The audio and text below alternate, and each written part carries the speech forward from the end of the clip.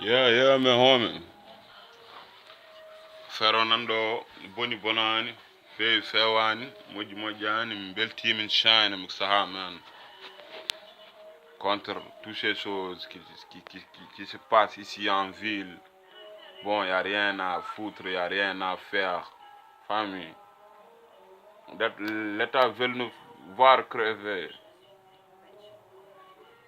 Veut nous voir s'habiller. Au fond d'une cimetière s'habiller. On a déjà vu les 4 murs s'habiller sans trou. Il n'y a rien à respirer là-dedans, Buzzman. La vie est de la merde seulement. Bon, on va le faire. C'est de la merde. Fuckers, man. Halop nganda. Kalan level no bichu zuji, man. While ko anda yo fam bakku dini tomorrow ma nyaawe hen, man. Bedde ko ngurdam. Gero ko holorde, man. Fam dum sa faman dum kadi nganda dum.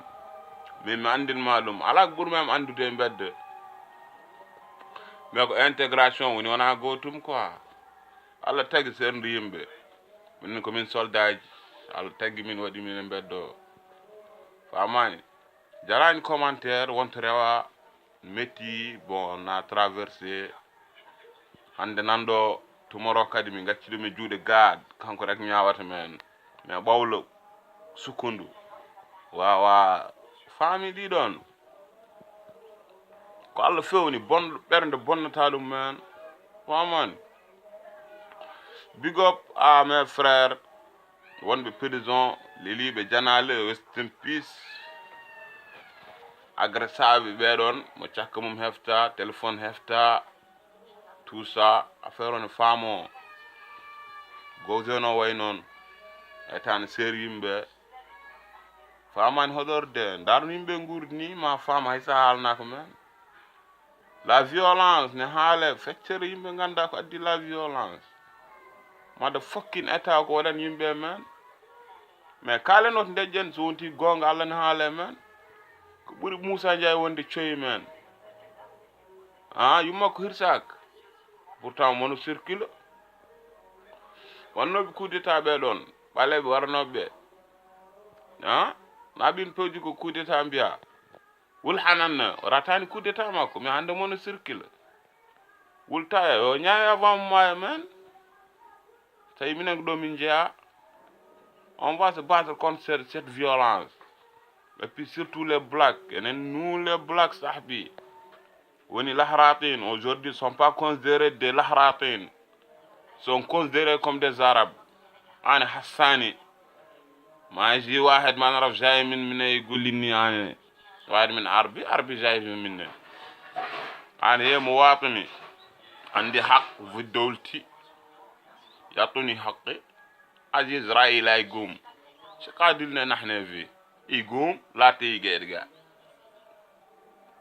لا يجبنا والقزواني من هو c'est son élément c'est son bras droit elle a les mêmes systèmes wul taya les mêmes systèmes wul dadda molli mat Allah yarahmu mais yakil adel c'est Dieu seul qui peut le juger mais on a minen bedo mais ko mbadi ko min gandi dum men on peut le démontrer même so don jidi dum c'est la justice qu'on veut.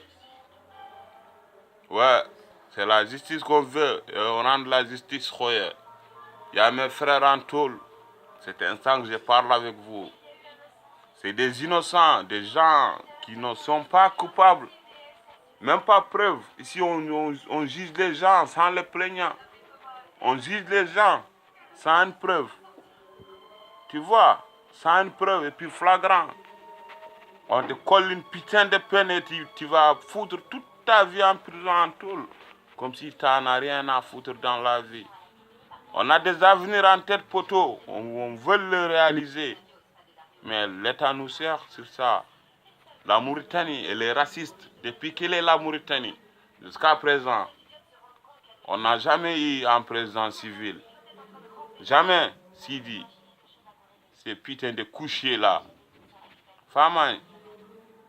Sidi ko lamina fi yumak ko laminado. Famay. Wultaya wonok Arabie Saoudi kumonte si a coup d'état artani on a coup d'état ngandi on a coup d'état minen min kalat ko ilami ko weli min boy hunugo ala facture mais vawma wiikum vawma jawlitkum خلوا ولاد الشارع خويا يعيشوا حياتهم la violence tout le monde جبتوها vous allez les récolter encore ça c'est sûr et certain moi خسر la nature black nous sommes des blacks et puis fiers nous sommes des blacks صاحبي fierté خويا يا تعالى مولانا nous sommes magnifiques je ne suis pas beau gosse mais je suis adoré خويا big up à tous mes soldiers de la rue, à tous mes soldiers de la Black, à tous mes soldiers de Mouritel et à tous les soldiers qui sont en tôle. Ces dédicaces vous appartiennent. Mais vous le Mandoro. Mandoro. C'est simple comme bonjour. SMS aussi, Moussa Ndiaye nani dum kadi yo koy dum Aziz. Wala ko dum Kazwani miji Lamindo. On n'a rien à perdre, on n'a rien à gagner là-dedans. Ko tampere minen goter kambe bataruji lamo njejita min changer numéro pi nyangaluji ci kar ko fam tek mais ma moju inchallah en bonjour yimbe ma pam la vraie révolution on peut se battre man taw wa wedda ki neddo hayre taw fiani neddo man taw jetta ki neddo ko violence on se bat contre ça